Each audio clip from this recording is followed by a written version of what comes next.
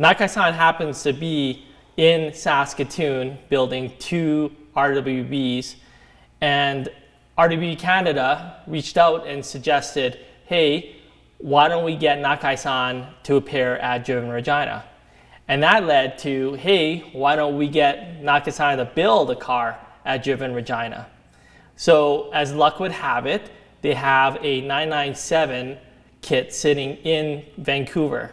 The previous owner had purchased it and wasn't going to use it until next year, so we could steal it in time to build ours by Driven Regina. So now that we have a kit and we know what we're building, we need to find a 997 Porsche. So to find this Porsche, I've enlisted the help of my friend David Lee of Avant-Garde Motorsports. He's in the business of finding these cars.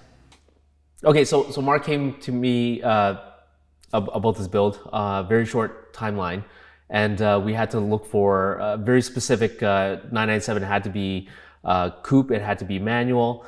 I located this 997 on the West Coast, and it basically had everything he needed. At the end of the day, basically we just decided that we'll just get it inspected in Vancouver, and then we'll have a transport company. We deal with Turbo J.